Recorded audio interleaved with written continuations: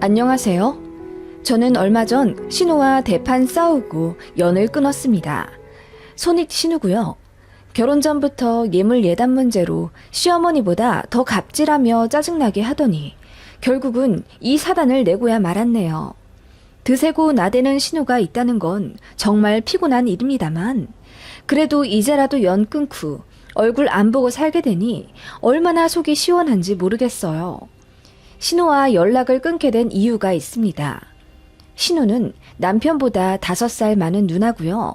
현재 나이 40 중후반이지만 결혼은 하지 않으셨습니다. 2번 파혼하셨던데 그 이후로는 연애도 안 하시더군요. 재택근무를 하셔서 따로 독립해 사시다가 저희 결혼할 때쯤 신우는 본가로 들어가 합가하시더라고요. 그래서 저희가 결혼 초부터 시댁에 가게 되면 늘 신우도 같이 보게 되었습니다. 신우는 결혼 전부터 기선제압을 하려고 제 별것도 아닌 것들로 트집을 잡으며 시짜짓을 해댔습니다. 그런 신우 때문에 스트레스 받아서 남편과 친구들한테 하소연도 하고 그랬던 기억이 나네요. 옳게 결혼하면 우리 엄마 잘 모셔야 돼. 그리고 또 하나. 애 낳고 나면 절대로 우리 엄마한테 애 키워달란 소리 하지 마. 나 그런 거 딱 질색이야. 어떻게 다 늙은 노모한테 손주를 맡겨? 자기들이 낳았으면 자기들이 책임을 져야지. 좌우지간 난 우리 엄마 고생하는 건 눈에 흙이 들어가도 반대야. 옳게 내 말 알아들었지? 그렇게 신우가 눈에 불을 켜고 군기를 잡을라 치면 시어머님이 신우 등짝을 때리며 손주는 12명도 키워줄 수 있으니까 너나 시집가서 애 낳아와라. 괜한 네 옳게 잡으려 들지 말고 네 할 일이나 잘해. 라며 서둘러 중재를 해주셨어요. 솔직히 말해 시부모님은 좋으신 편입니다. 시어머님도 저에게 실언하거나 서운할 법한 행동을 하신 적이 일절 없으시고 시아버님도 정말 무뚝뚝하시긴 하지만 뒤로는 은근히 절 챙겨주시는 분입니다. 그러니까 제가 그런 시댁에서 제일 신경 쓰이는 단 한 가지, 단 한 사람은 바로 신우인 거예요. 신우만 아니면 진짜 시댁에 주말마다도 갈 수 있습니다. 그런데 신우랑 마주치기가 싫어서 시댁에 가기가 싫더라고요. 웬만하면 신우가 시댁에 없는 날 아니면 신우 빼고 밖에서 시부모님께 식사 대접하고 파하거나 그랬습니다. 제가 신우 때문에 스트레스 받는 거 남편도 알고 있었고 본인도 본인 누나 때문에 어릴 때부터 많이 치이고 눌리고 살았다고 했어요. 그래서 제 심정 다 이해해줬고 본인이 중간에서 역할 잘 하려고 노력은 하더라고요. 어디까지나 노력이지. 무대뽀 신우에겐 그 누구도 방패가 되진 못했죠. 신우는 본인이 선택해서 결혼을 안 하는 거라곤 했지만 2번의 파혼에 누구보다 큰 상처를 받은 듯 했어요. 나중에 대충 이야기 들어보니 2번 다 상대 남자 부모님이 마지막까지 반대해서 엎어진 거라고 하더군요. 우리 시댁이 솔직히 그렇게 부자도 아니고 신우 역시 평범한 수입을 내는 사람인데 결혼 상대 남자에게 예물 예단을 헉소리나게 요구했다더군요. 남들은 티파니 반지 몇 캐럿짜리 다이아로 프로포즈 받는다는데 본인은 못 받고 결혼하니 세상 우울하다. 예비시댁에서 며느리에게 차 한 대는 사줘야 하지 않겠냐. 남들은 다 해준다는 등 정말 주변에서 들은 건지 아니면 본인이 지어낸 건지 모를 터무니없는 요구를 해서 결국 상대 쪽에서 파혼하자고 했다더군요. 2번 다요. 신우는 그 이후로 그 어디에도 없을 비련의 여주인공처럼 슬퍼하며 매일 술만 마시더니 비혼주의자를 선언했어요. 그런데 틈만 나면 소개팅 시켜달라고 하는 게 웃지 못할 아일러니죠. 신우는 그런 사람이었습니다. 말도 안 통하고 줏대도 없고 자기 중심적인. 욕하고 싶진 않지만 솔직히 저한테도 피해를 주는데 제가 어떻게 좋은 말이 나오나요? 신우는 본인이 결혼 진행할 때는 시댁 쪽에서 받을 궁리만 하더니 막상 남동생인 저희가 결혼하니까 말이 바뀌더군요. 시부모님이 저한테 뭐라도 해주실까봐 본인 부모님을 얼마나 단속하던지. 저희는 허례허식 이런 거 너무 싫어해서 예물 예단도 거의 생략한 채로 간소하게 결혼했습니다. 물론 양가 어른들 허락받고요. 그런데 신우는 그게 마음에 안 든다고 어떻게 시집 오는데 이불 한 채 안 넣어주냐고 난리를 쳤다더군요. 나중에 그 얘기를 듣고 저희 친정엄마가 부글부글 하시다가 좋은 게 좋은 거라고 그냥 반상기랑 이불 좋은 거 해다가 시댁에 드렸어요. 신우 딴소리 하지 말라고요. 그랬더니 신우가 이젠 뭐라고 하는지 아세요? 반상기는 필요 없는데 그냥 이거 반품하고 내 가방 하나 해주시면 안 된대? 올기가 친정에 잘 좀 얘기해드려봐. 신우한테 잘 보여서 안 좋을 게 뭐가 있다고. 이러더라고요. 어이가 없어서 제가 시어머니도 안 드리는데 어떻게 형님을 드리냐며 싫다고 거절했더니 그게 또 앙심을 품게 된 계기가 된 건지 그때부터 저를 엄청 괴롭히더군요. 그래도 시어머니께서 신우한테 뭐라고 혼내신 바람에 앞에서는 대놓고 잘 못하고 뒤로 그렇게 얄밉게 굴더라고요. 명절 선물로 시댁에 한우랑 사과 한 박스를 드렸더니 신우가 며칠 뒤에 전화해서는 아니 올케 사과가 다 물렀어. 어떻게 이런 걸 시댁에 드려? 우리 엄마가 보고 기분 언짢아 하실까봐 내가 물은 건 빨리 치워서 버려버렸어. 고맙지? 엄마한테 말하지 마. 내가 알아서 다 치웠으니까. 어머, 정말요? 제가 잘 확인했는데 이동 중에 좀 충격이 있었나 봐요. 감사해요. 라고 신우에게 말했더니 신우가 본인 같은 형님 없다며 다른 사람들 같았으면 본인 엄마한테 꼰질러서 며느리 흉볼 거라고 그러더군요. 나중에 시어머님께 통화할 일이 생겨서 저번 사과 일이 생각나 말씀드렸더니 전혀 모르시는 일이라고 하더군요. 사과? 그 사과 얼마나 단단하고 뺀지르르한데 어디가 물렀다는 거지? 알 하나하나 전부 다 확인해서 내가 김치냉장고에 넣었는데 물을 리가 없지 그 햇사과가. 그렇죠? 그런데 형님께서 물은 걸 치우셨다고 하더라고요. 그래? 걔가 또 신경 쓰지 마라. 물은 거 없었고 사과 너무 좋았어. 잘 먹고 있고 신경 쓸 거 없다. 하면서 시어머님이 애써 수습하시던데 저는 그때 알게 된 거죠. 신우가 거짓말 한 거라는 걸. 그런 일이 많다 보니 신우한테는 영 정이 안 가고 자꾸 피하게 되더군요. 신우는 또 이제 본인을 무시한다며 서럽다 어쩐다 하더라고요. 그냥 무시했습니다. 그렇게 결혼한 지 3년 정도 되었을 때 제가 아이를 낳았습니다. 예쁜 딸아이였고요. 임신 막달까지 배부른 채로 열심히 직장 다니다가 낳았어요. 친정이랑은 거리가 가까워요. 차로 한 15분 정도? 그냥 옆 동네 산다고 볼 수 있고요. 친정엄마가 운전을 하시기에 저희 집에 자주 왕래하셨습니다. 물론 사위가 불편해할 거라 하시며 남편 없을 때 친정엄마가 종종 집에 오시곤 했어요. 오셔서 살림도 도와주시고 저 아이 낳았을 때는 친정엄마가 거의 돌까지 아이를 키워주셨습니다.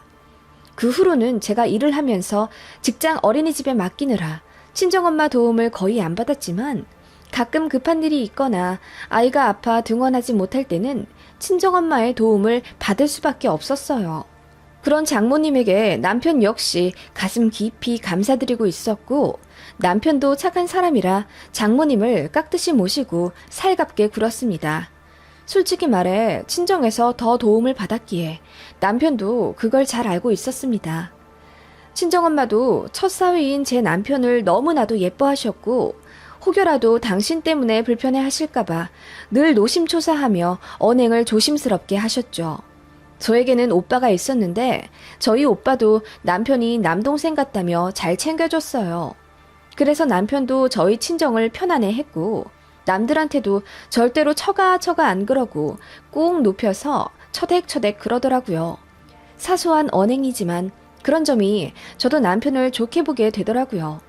쓴 것만 보면 아이 낳고 나서 저희 친정이랑만 왕래한 것 같지만 아니에요.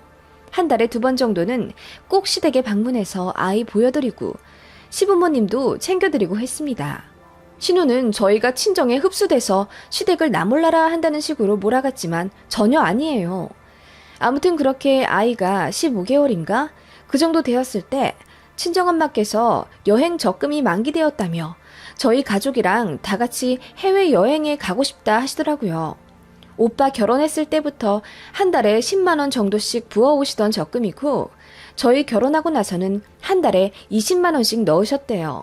그게 만기가 되었고 친정엄마는 오랜 소원을 들어달라고 저와 오빠에게 같이 여행을 가자고 권유하셨어요. 저희 남매는 물론이고 새언니와 남편도 두 팔 벌려 환영했기에 순조롭게 여행을 계획하게 되었고 말이 나온 한 달 뒤 하와이에 가게 되었어요. 친정엄마께서 다 같이 와준 것만으로도 고맙다며 저희는 일절 돈을 못 내게 하셨고 덕분에 저희는 돈도 거의 내지 않은 채로 호강하며 하와이 여행 4박 5일을 즐기다 돌아왔습니다. 공짜 여행이긴 하지만 친정엄마한테 맨입으로 고맙다 하긴 뭐하니 100만 원 드렸고요. 친정에 드리는 김에 시부모님께도 드릴 선물을 귀국하며 샀습니다. 같이 사는 신우도 모른 척하기 어려우니 평소 사고 싶다고 노래를 불렀던 명품 에센스를 15만 원 정도짜리 대용량으로 사서 선물했어요. 신우는 처음에는 저희끼리만 하와이 간다고 입이 대빨 나오더니 그 에센스 선물 주자마자 입이 쩍 벌어지더군요. 아무튼 그렇게 시간이 지나 시아버지 환갑을 맞게 되었어요. 신우가 나서서는 아버님 환갑 어떻게 할 거냐고 계획을 짜자고 하더군요.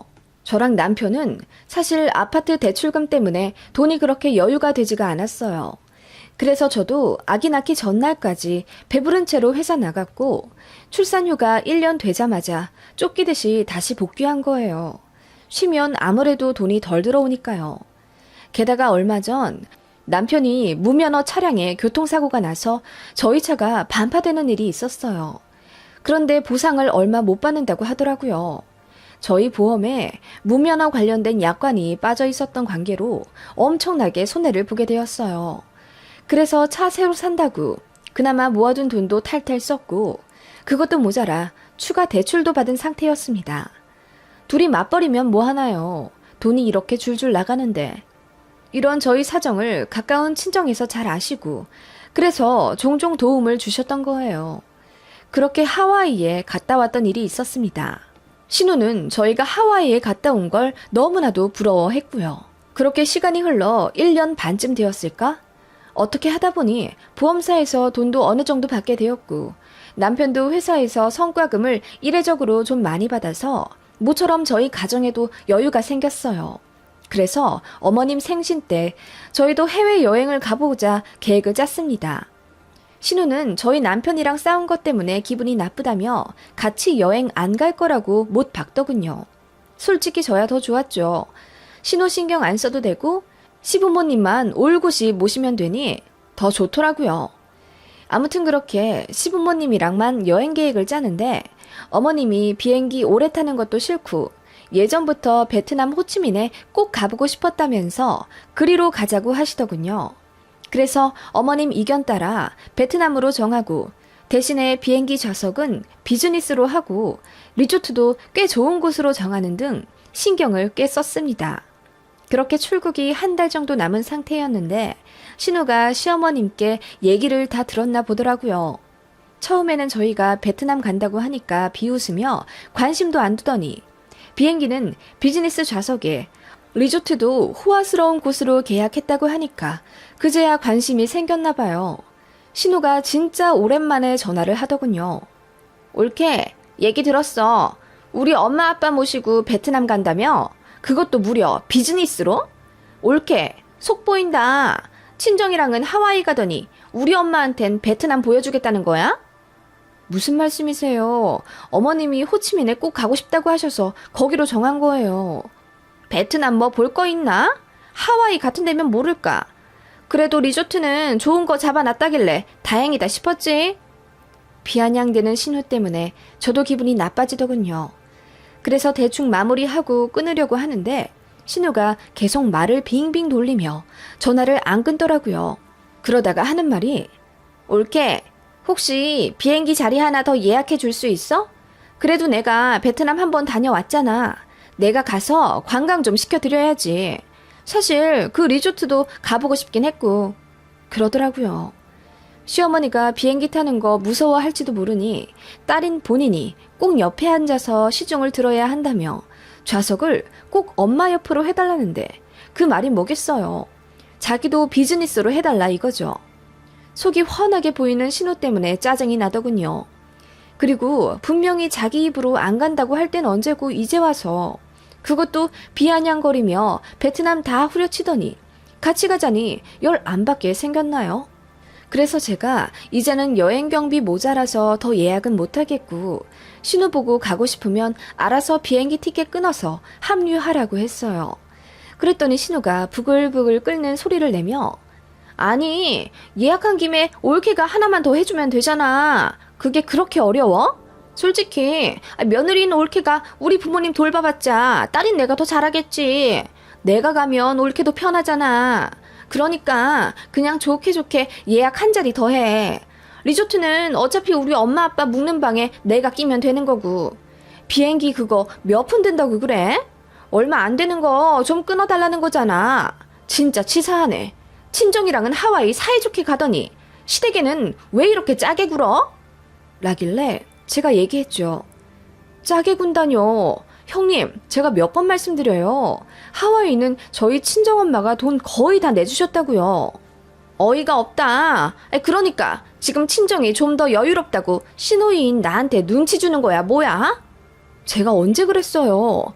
그리고 그 몇 푼 안 되는 거 형님께서 끊으시면 어때요? 어차피 그 리조트도 마사지도 레스토랑도 전부 저희가 다 예약해놔서 형님은 어차피 돈 한 푼 안 내실 텐데 비행기표도 저희가 내드려야 돼요? 어머님 생신 기념으로 가는 건데 형님도 그러면 어느 정도 같이 내셔야죠. 무슨 소리야 올케. 나는 미혼이잖아. 너무도 당당한 신호 말에 저는 내가 무슨 말을 들었는지 이해가 안 가더라고요.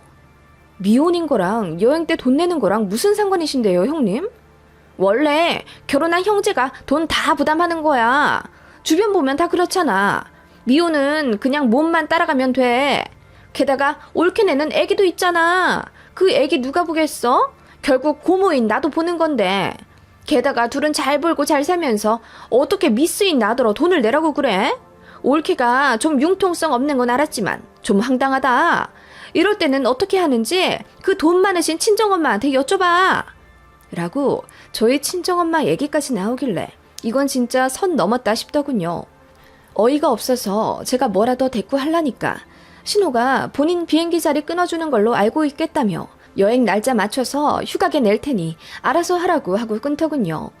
진짜 어이가 없었습니다. 남편한테 얘기했더니 같이 열받아 하면서 그냥 무시하라고 하더군요. 그런데 3일 뒤쯤 신호한테 카톡이 오더군요. 비행기 자리 끊어놨냐길래 제가 단답으로 아니요 라고 보냈더니 바로 전화가 와서 난리를 치더라고요.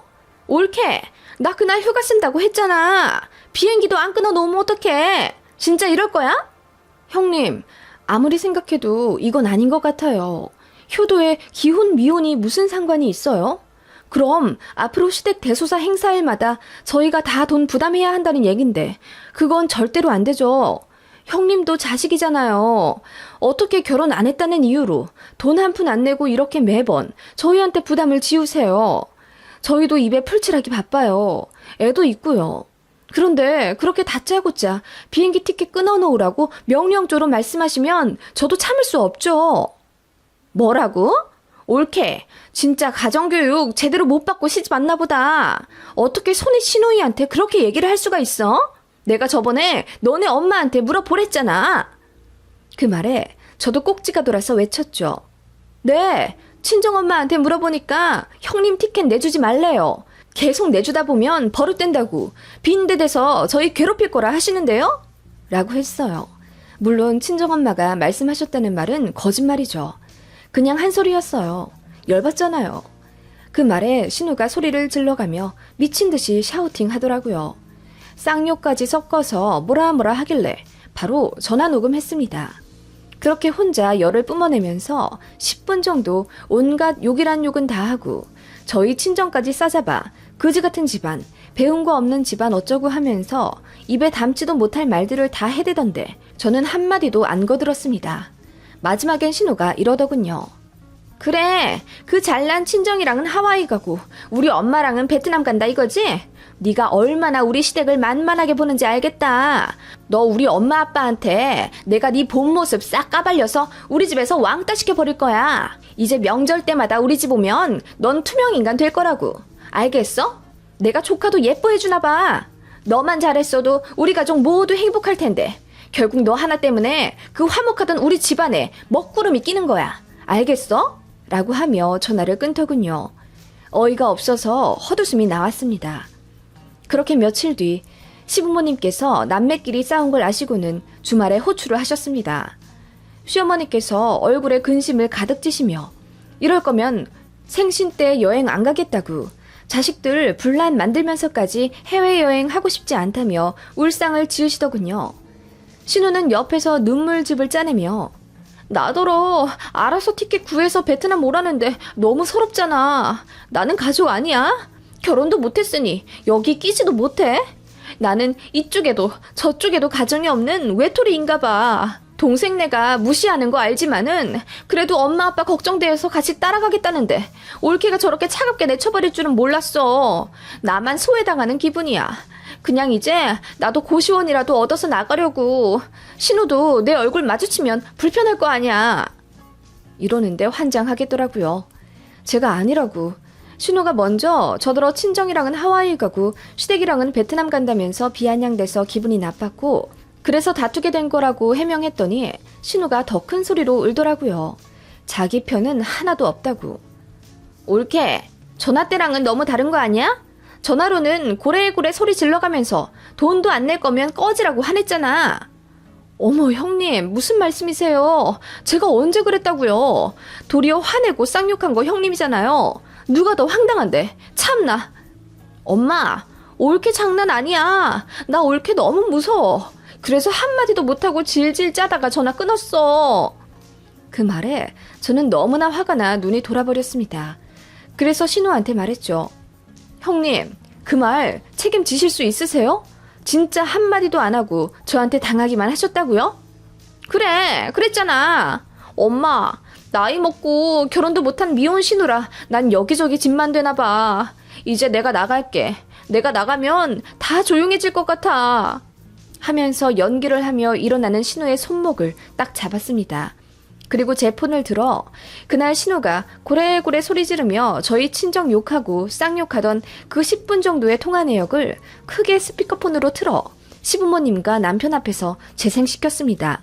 하도 소리를 질러서 꽥꽥 하고 찢어지는 소리가 났지만 입에 담을 수 없는 욕들까지 전부 들렸습니다. 그 소리에 신우가 얼굴이 백지장이 되어선 핸드폰을 뺏으려고 하더군요. 남편이 딱 막아주었습니다. 그렇게 몇 분 동안 허공에 신우의 쌍욕이 흘러나왔고 시아버님은 고개를 절레절레 한 채 더 듣기 싫다는 듯 나가셨고 시어머님은 입을 다물지 못한 채 저희만 바라보시다가 이윽고 먼저 입을 여셔선 그만 끄자 하시더군요. 신우는 아까보다 더 크게 울면서 너무 화가 나서 그랬다고 또 피해자 코스프레를 하더군요. 저는 말했죠. 이래도 저한테 당하기만 하셨다고요? 형님, 저한테 그러시면 안 되죠. 지난 몇 년간 꾹 참고 형님 기분 맞춰드린 저한테 어쩜 이러세요? 제가 다른 건 다 참아도 저희 친정엄마 욕은 못 참겠더라고요. 나가신다고요? 아니요. 제가 이제 나갈게요. 저도 이런 취급받으면서 시댁 오고 싶지 않아요. 저한테 잘해주신 시부모님께는 죄송하지만 제가 이 집에 발길 이제 끊겠습니다. 어머님, 그동안 감사했어요.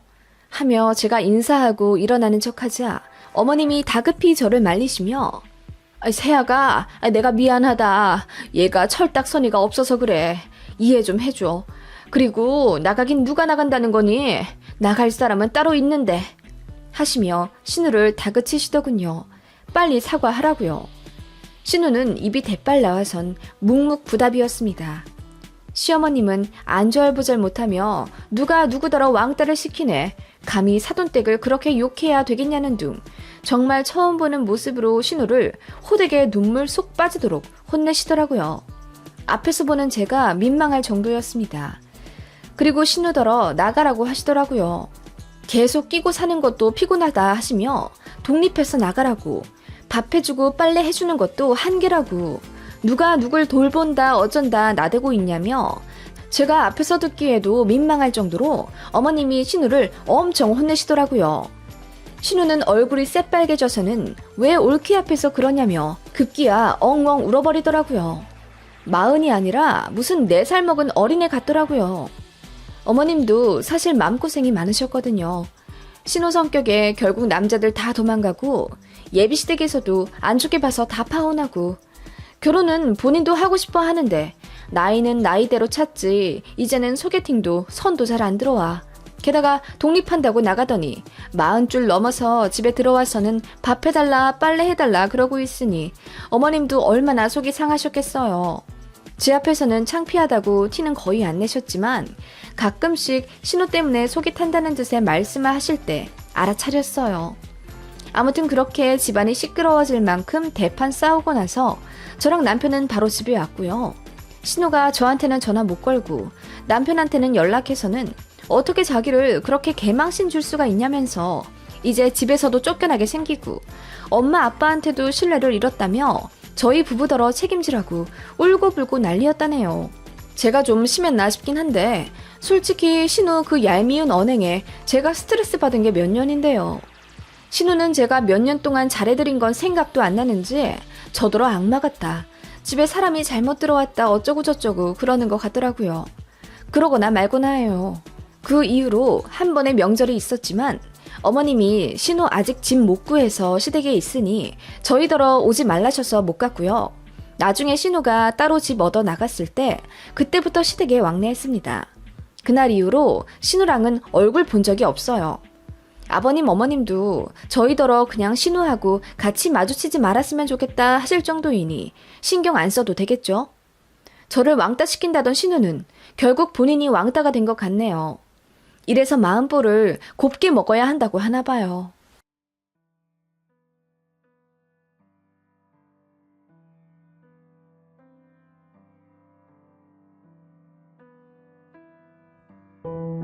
저는 현재 시어머니와 연락하지 않고 지내며 살고 있습니다. 남편도 제 생각에 동의했고 저에게 그 어떤 며느리 돌이나 간단한 연락조차 바라지 않아요. 그 정도로 시어머니의 행동에 경악할 만큼 질린 상태입니다. 저를 무시하는 건 참을 수 있겠는데 저희 친정 엄마까지 무시하면서 사돈댁 어려운 줄 모르고 욕심에 눈이 멀어 어떻게 그런 행동을 할 수 있는지 저는 절대로 이해 못하겠거든요. 이해하고 싶지도 않고요. 동네 창피하고 수치스러워 말하지 않았던 이야기이지만 익명의 힘을 빌어 여기에 한번 사연을 보내봅니다. 저는 사실 친아버지에 대한 기억이 별로 없어요. 왜냐하면 저희 엄마가 남동생을 임신하셨을 때 아빠가 집을 나가셨거든요. 엄마는 그냥 아빠가 중동에 일하러 가셨다고 말씀하셨지만 아주 나중에 동네 아줌마들에게 얘기를 듣게 되었어요. 아빠가 같은 동네에 미용실 하는 여자와 바람이 나서 타 지역에 딴 살림을 차렸다더군요.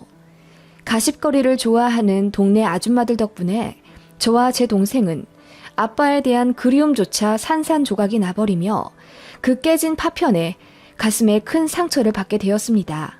엄마는 그나마 머리가 큰 저에게 사실대로 모든 걸 털어놓으시며 남동생이 뱃속에 생기자마자 아빠가 바람이 나셨고 엄마는 임신한 몸으로 아빠를 어떻게든 설득해 가정으로 되돌려 보고자 했지만 결국 안 되었다며 미안하다고 울면서 사과하셨어요. 죽을 듯이 고생하며 홀로 저희 키워온 엄마가 왜 사과를 해야 하는지 어린 맘에 이해가 안 가서 저도 답답했던 기억이 납니다. 엄마는 그렇게 홀로 제 남동생을 낳고 어리디 어린 저까지 씩씩하게 키워내며 꿋꿋하게 사셨습니다. 저희가 말을 안 들어 힘드실 텐데도 그 흔한 회초리질 한번 안 하시고 말로만 설득해 저희를 훈육하셨어요. 그리고 어려운 가게 상황일 텐데도 저희가 먹고 싶다고 하는 건 거의 다 사주셨고 냉장고에도 간식거리, 과일들이 늘 가득 차 있었습니다. 엄마는 저희가 너무 어려서 오래 일하지도 못하셨고 주로 저희가 잠든 밤에만 부업으로 견과류 손질을 하거나 오징어 같은 걸 찢는 걸 하셨는데 생각해보면 저희는 딱히 모자라지 않게 살아왔던 것 같아요. 나중에 알고 보니 할머니께서 다달이 돈을 보내주셨다고 하더라고요. 외가가 아니라 친가, 그러니까 엄마의 시댁이죠. 아들이 바람나 조강지쳐 버리고 생떼 같은 애들까지 내팽개쳐가며 딴 살림을 차리니 할머니도 오죽 답답하시겠어요. 할머니는 며느리인 저희 엄마를 꽤나 예뻐하셨다고 합니다. 그런데 아들이 그 지경이니 너무 미안해서 다달이 돈이라도 보내주셨다더군요. 가끔 저희 집에 찾아오실 때도 항상 눈물 젖은 얼굴로 저희에게 미안하다는 사과만 반복하시다가 가신 게 기억이 나요. 엄마는 시어머니가 미울 법도 한데 늘 정성껏 대접하며 살뜰히 챙겨드렸고요. 어린 제가 보기에도 엄마와 할머니는 꽤나 애틋해 보였습니다. 여느 고부관계 같지 않았고요. 나중에 알고 보니 할머니가 꽤나 돈이 많으시다더군요. 아주 예전부터 몇 대째 큰 시장에서 원단 장사를 하셔선 갖고 계신 현금도 많으신 알부자라며, 그래서 자기 아들이 벌인 가정을 할머니께서 손수 거둬 다달이 돈도 보내주시고 챙겨주셨나 봅니다. 그렇게 저와 제 동생은 할머니가 먼 발치서 보내주시는 성의와 엄마의 희생 덕분에 아빠 없이도 어떤 결여나 부족함 없이 잘 자라왔습니다. 간혹 질 나쁜 친구들이 아빠가 바람나 버린 애들이라며 놀릴 때 큰 타격이 없을 만큼 저와 제 동생은 마음이 단단하게 자라났어요. 엄마는 그렇게 씩씩하게 자란 저희에게 너무나 고마워했고, 저랑 동생은 그 몇 배로 엄마에게 감사해야 하는 마음을 가지며 누구보다 똘똘 뭉치는 가족이 되었습니다. 그러던 와중 청천벽력 같은 소식이 들려온 거죠. 제가 중학교 입학을 앞두고 있던 어느 날 아빠가 돌아가셨다는 부고를 듣게 되었어요. 아빠가 딴 살림 차렸던 그 여자가 다른 남자와 바람이 났다더군요. 그래서 그 치정에 얽혀서 매일같이 싸우고 술 먹고 그런 생활을 하다가 몸싸움 과정에서 사고로 한순간에 돌아가셨다고 하더라고요. 엄마는 차분한 목소리로 저희에게 "너희들 낳아주신 아빠가 돌아가셨다. 너희는 기억이 안 나겠지만 그래도 엄마한테는 너희 같은 소중한 선물을 준 고마우신 분이야. 옷 챙겨서 상가집에 갈 거다. 거기서 어른들께 깍듯이 인사하고 아빠한테도 우리 이렇게 잘 컸다고 인사하러 가자. 그리고 좋은 곳 가시라고 배웅도 해드리고." 라고 마른 얼굴로 말씀하셨던 게 아직도 기억이 납니다. 그렇게 저희는 고속버스만 거의 6시간을 타서 어느 장례식장에 갔고요. 거기서 너무나도 오랜만에, 아니 거의 처음으로 아버지와 대면했습니다. 비록 아버지는 이미 돌아가신 후라 사진으로밖에 볼 수 없었지만요. 상갓집에는 그 상갓녀 관련 사람들은 한 사람도 안 왔더군요. 아무래도 좋지 않게 돌아가시다 보니 친가 쪽 사람들만 몇 명 모여서 한산한 분위기였던 게 기억나요. 친가 어르신분들은 아빠 없이 잘 큰 저희가 대견하다며 연신 눈물을 훔치셨고 엄마를 위로하고 안아주기 바쁘셨죠. 엄마는 그렇게 장례 3일 동안 단 한 번도 울지 않고 꿋꿋하게 상을 치르셨어요. 장지까지 끝내고 돌아오는 버스 안에서도 엄마는 텅 빈 눈빛으로 창밖만 바라보셨던 기억이 납니다. 얼굴조차 기억 안 나지만 어쨌든 세상에 더는 내 아빠가 없다는 사실은 꽤나 큰 충격이었습니다. 그래도 엄마의 자상한 보살핌으로 바로 일상생활로 돌아갔고 저희는 그렇게 꿋꿋하게 열심히 그리고 누구보다 서로를 아끼며 살아왔어요. 엄마는 아빠가 돌아가신 이후로 더는 할머니한테 돈을 받지 않겠다고 선언하시고 바로 공장에 취직하셨습니다. 저와 동생은 공부도 꽤나 잘해서 학교에서 적어도 전교 10등 안엔 꼬박 들었고 각각 명문대에 들어가 교환학생까지 하며 남부럽지 않은 학창시절을 보냈어요. 물론 중간중간 과외로 학비는 벌어야 했지만 엄마가 고생하신 것에 비하면 아무것도 아니었죠. 제가 더 벌면 동생을 주고 동생이 많이 벌면 저를 주기도 하면서 사이좋게 서울에서 대학 다녔습니다. 그러다가 저는 꽤 좋은 대기업 개발팀에 들어갔고 남동생은 공부 더 하고 싶다며 전문대학원에 진학한 후 지금은 전문직 고연봉자입니다. 남들처럼, 아니 어떻게 보면 남들보다 더 잘 풀린 저희 남매였어요. 당연히 선이며 소개팅이며 많이도 들어왔죠.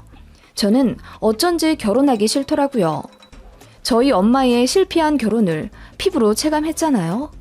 그래서인지 연애고 남자고 뭐고 사실 20대부터 딱히 관심이 안 가더라고요. 그러다가 30대 초반에 어떤 남자를 만나게 되었죠. 같은 계열사 사람이고 회식하다가 친해졌는데 성격이 서글서글하니 좋아서 금세 친해졌어요. 만나다 보니 더 좋아지더라고요. 가볍지 않고 진중해 보이는 성격에 절대 사람을 배신할 것 같진 않았습니다. 어쩐지 그런 모습에 본능적으로 호감이 느껴졌고 연애 감정이 커져서 결국 사귀게 되었어요. 그렇게 1년 반쯤 교제하다가 결혼 얘기까지 나와 일사천리로 진행하게 되었습니다. 그게 지금의 제 남편이고요. 남편 쪽에서 처음부터 결혼을 빠르게 밀어붙였어요.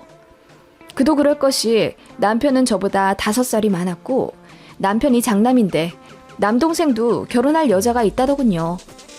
보수적인 본인 집안에서는 그래도 순서를 지켜야 한다고 남동생 결혼을 지체시키고 있었고 그 와중에 남편이 저를 만나니 잘됐다 싶어 빨리 결혼시키자 서두르게 된 거죠.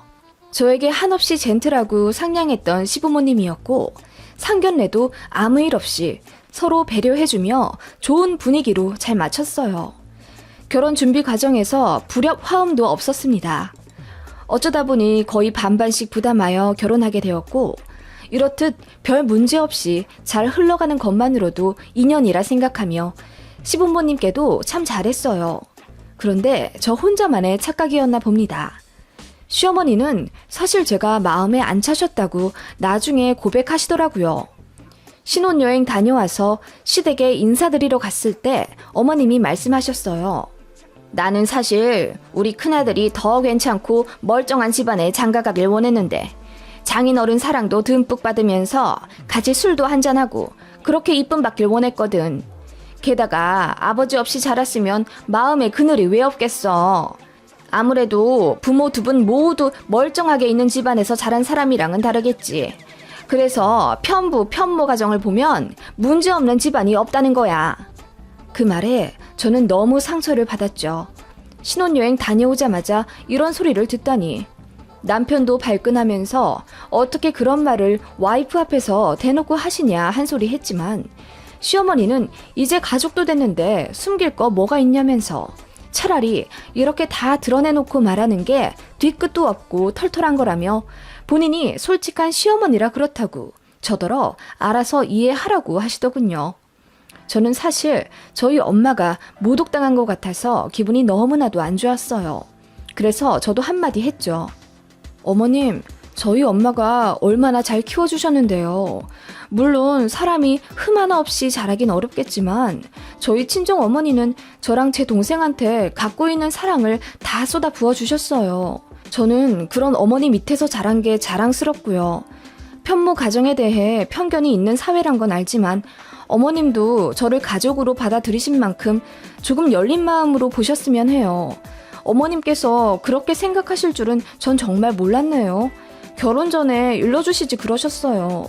라고 했더니 입을 삐쭉 내미시며 큰아들이 저 아니면 결혼 안 하겠다고 버틴다는데 작은아들 생각해서라도 빨리 진행시켰어야 했다고 끝까지 저 마음에 안 드신 티를 팍팍 내시더군요. 그 바람에 시댁에서 어정쩡하게 앉아있다가 남편이 서둘러 급하게 신혼집으로 돌아왔습니다. 돌아오는 차 안에서 펑펑 울었던 기억이 나네요. 남편은 본인이 대신 사과하겠다고는 했지만 그건 어디까지나 남편의 사과일 뿐이지 전혀 위로가 되지 않았죠. 그리고 몇 달 뒤 해가 바뀌자마자 도련님이 기다렸다는 듯 결혼을 하셨어요. 동서는 양가 부모님이 모두 교육자 출신이신 집안 사람이었는데 시어머니가 너무너무 좋아하시더라고요. 이제야 멀쩡한 집 며느리가 들어왔다며 저를 대놓고 저격하며 모욕 주시더군요. 시어머님은 그때부터 대놓고 저를 차별하기 시작하셨어요. 명절에 같이 모여 음식을 하고 있으면 무조건 저는 못한다, 동서는 잘한다 칭찬하시더군요. 이를테면 제사상에 올릴 대추를 손질하고 있는데 어머님이 키친타올에 물을 묻혀 닦으라고 하시더군요. 그래서 어머님 말씀대로 하고 있는데 동서는 키친타올이 비위생적이라며 가제수건을 찾아 그걸로 닦더라고요. 그랬더니 어머님이 그래, 역시 둘째 며느리가 잘 배워와서 잘하는구나. 그래, 입에 넣을 음식인데 키친타올로 하면 안 되지. 큰애야, 넌 뭐하고 있니? 너도 가제수건 빨리 찾아와라. 영 굶 떠가지고 그게 뭐니? 하시며 어머님 말씀대로 한 저를 구박하시더군요. 그래서 저도 가제수건으로 대추를 닦고 있으면 또 지그시 제가 하는 걸 바라보시다가 아니, 그게 뭐니? 네 아랫동서처럼 제대로 좀 해. 너는 왜 하는 것마다 그렇게 어설프니? 반쪽짜리처럼? 이러시더군요. 더 웃긴 건 동서가 가제수건이 더러워지니 이제 키친타올로 닦아야겠다며 말을 바꾸니 시모는 속 없는 사람처럼 그래 그래 하며 키친타올을 갖다 주시더라고요. 정말 황당하고 서럽고 아무튼 결혼 초반 그렇게 시모에게 개무시 당했던 거 생각만 하면 아직도 이가 갈립니다. 시모가 그렇게 대놓고 저를 차별하며 구박하시는 동안 시부는 완전히 방관하셨어요. 여자들 하는 일에 신경 쓰고 싶지 않다며 시모가 부엌에서 잡음을 내도 아무 말씀 안 하시며 시어른들과 장기만 두시던 시아버지였습니다.